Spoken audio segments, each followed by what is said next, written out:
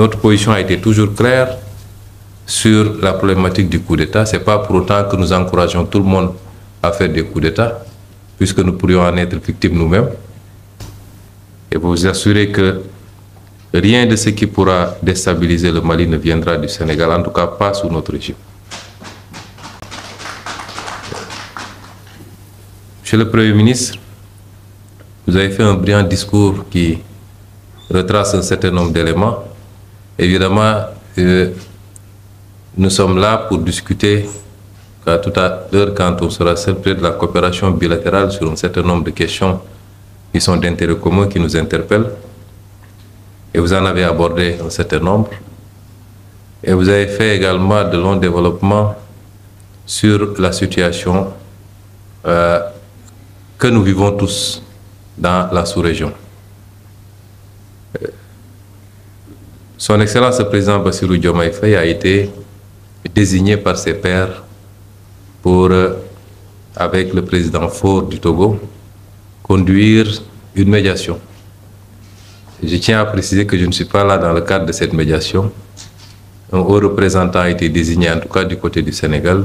Un agenda est en train d'être élaboré et la médiation se fera dans ce cadre bien particulier. Mais il était évident que je ne peux pas passer à Bamako sans qu'on ait à échanger sur ces problématiques qui sont d'intérêt bilatéral, d'intérêt communautaire, d'intérêt national également.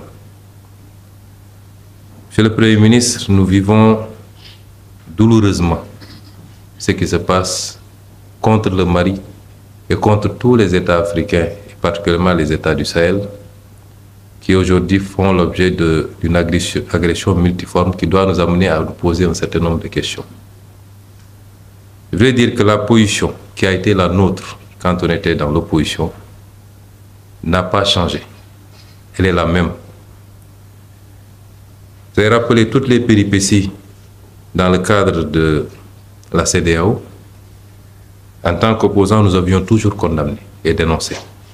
D'abord, les sanctions inélégantes, inhumaines, inappropriées qui ont été appliquées contre le peuple malien. Nous avons dénoncé en son temps, à travers nos communiqués et nos discours. Des peuples frères ne peuvent pas se mettre en embargo sous aucun prétexte. Ça ne se justifie pas. Et les problèmes politiques se discutent, se règlent politiquement. D'autant que souvent, l'application de ces mesures, ça s'applique à géométrie variable, ce qui n'est pas acceptable. Nous avons toujours dénoncé en disant que mieux vaut s'appesantir sur les causes plutôt que sur les symptômes. Parce que ce qui conduit à la prise de pouvoir par les armes doit préoccuper beaucoup plus que la prise de pouvoir par les armes elles-mêmes, si on veut solutionner définitivement. Or, la CEDEAO ne s'est jamais préoccupée de ces considérations. Souvent, c'est le médecin après la mort. Et donc, nous l'avons toujours dénoncé, et je ne changerai pas un mot de mon discours aujourd'hui que je suis Premier ministre du Sénégal. Nous avions dénoncé personnellement de ma cellule de prison, et j'avais fait sortir un texte pour dénoncer et même interpeller par rapport aux velléités d'intervention militaire dans un pays, notamment le Niger, que rien ne justifiait, et en tout cas ça ne relevait pas des prérogatives de la CEDEAO à mon humble avis. Et aller ajouter de la guerre à une situation de guerre déjà ne relève pas des missions de la CEDEAO, notamment en termes de recherche de la paix, uniquement pour rétablir un régime. Notre position a été toujours claire sur la problématique du coup d'État. Ce n'est pas pour autant que nous encourageons tout le monde à faire des coups d'État, puisque nous pourrions en être victimes nous-mêmes. Mais je pense qu'il faut aller au-delà si on veut trouver des solutions. Et ensuite, éviter de prendre des mesures qui n'ont d'impact que sur les populations. Ce n'est pas ça la CEDEAO, puisque prioritairement la CEDEAO, c'est la CEDEAO des peuples. Donc notre posture a été très claire. Et nous la maintenons aujourd'hui, je crois même au sein des instances de la CEDEAO. Les prises de position de son Excellence le président Bassirou Diomaye Faye, dans la courtoisie, restent constantes par rapport à ces situations-là. Et je peux assurer le pays, le peuple frère du Mali et tous les peuples du Sahel que quelle que soit l'issue de cette situation, le Sénégal restera un pays frère qui continuera la main dans la main avec ces pays du Sahel à entretenir les meilleures relations politiques, économiques, commerciales, sociales, puisque vous l'avez rappelé, de part et d'autre, il est impossible de dissocier nos deux peuples. Impossible. Impossible. Il y a énormément de Sénégalais qui vivent ici en terre malienne et vice-versa, mais mieux, très peu de familles sénégalaises ou maliennes n'ont de correspondants de l'autre côté de la frontière. Ça, c'est l'histoire, et l'histoire transcende les hommes. Mais au-delà de ces critiques, et je veux bien qu'on comprenne la position du Sénégal, parce que des gens nous ont critiqués, de manière, à mon avis, gratuite. Nous ont critiqués parce que nous disons simplement que nous voulons que malgré tout, nous souhaitons que la famille reste unie. Parce qu'une famille se querelle. Une famille peut avoir des problèmes internes. Monsieur le Premier ministre, les Européens ont plus de problèmes entre eux que nous, entre nous. Puisqu'ils ont pu se faire des guerres mondiales qui ont coûté des millions et des millions de morts. Je ne pense pas que nos problèmes aient atteint ce niveau. Mais quand ils ont compris que leur destin était lié face à l'évolution du monde et face à l'émergence de grandes puissances, ils ont essayé de mettre de côté un certain nombre de choses. Et les deux pays qui ont déclenché quasiment la guerre et qui sont livrés plusieurs autres guerres avant, ont été les moteurs de ce qu'on appelle aujourd'hui l'Union européenne, c'est-à-dire la France et l'Allemagne. Je pense que quand il y a un problème en famille, on s'assoit, on situe les torts et on fixe, on dit voilà là où le problème se pose. Et nous n'avons pas eu froid aux yeux de dire, à notre avis, que la CEDEAO a très mal géré ces considérations. Et si c'était notre régime qui était au pouvoir à l'époque où ça se faisait, nous aurions fermement posé notre veto et il n'y aurait jamais eu d'embargo contre le Mali venant du Sénégal. Nous l'avions dénoncé.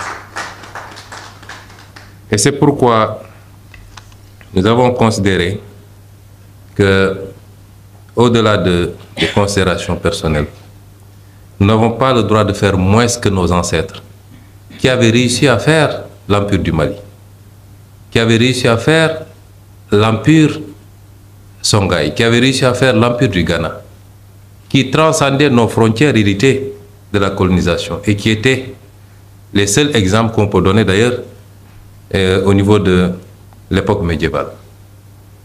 Et c'est ça nos préoccupations en réalité. On ne peut pas critiquer quelqu'un parce qu'il dit « je veux tout faire pour que la famille n'implose pas ». Ce n'est pas un péché cela.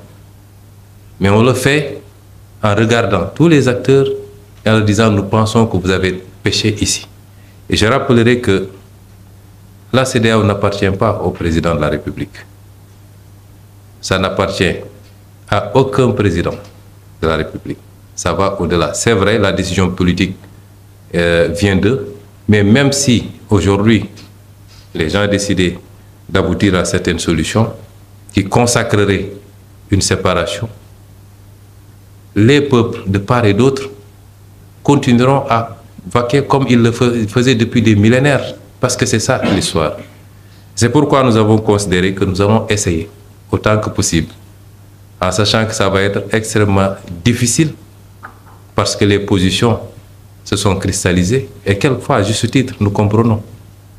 Mais notre responsabilité, c'est d'essayer au moins, quel que soit le résultat et l'aboutissement final, ça ne changera absolument rien dans les relations entre le Sénégal et le Mali. Personne n'y peut rien. Ça ne changera rien dans les relations entre le Sénégal et le Burkina. Ce n'est pas des accords ou le fait d'appartenir à telle ou telle zone qui vont nous imposer à changer la nature de nos relations avec les uns et les autres. Et c'est vous dire donc que notre souhait le plus grand et notre rêve, Quand j'étais en détention, je m'amusais à faire des calculs. Parce qu'on a beaucoup de temps quand on est en détention. Je faisais beaucoup de calculs et je disais si c'est tel et tel pays, ça nous donne quoi? On a 100 millions d'habitants, on a 3 200 000 km². Ah, ça commence à être un marché. Ça commence à être un truc. Si on ajoute tel pays ou si on diminue tel pays, je réfléchissais. Et c'est par rapport aux évolutions qui étaient en cours. C'est vous dire en tout cas, Monsieur le Premier ministre, que je ne vais pas en dire davantage pour ne pas gêner la médiation confiée à 2 illustres présidents de la sous-région. Mais je suis là pour témoigner de mon attachement et au-delà de ma personne, de tout le peuple sénégalais, à nos relations fraternelles et séculaires avec le Mali, avec lequel nous partageons jusqu'à la même devise, ça n'existe nulle part dans le monde, les mêmes couleurs, le même drapeau quasiment, les mêmes noms de famille.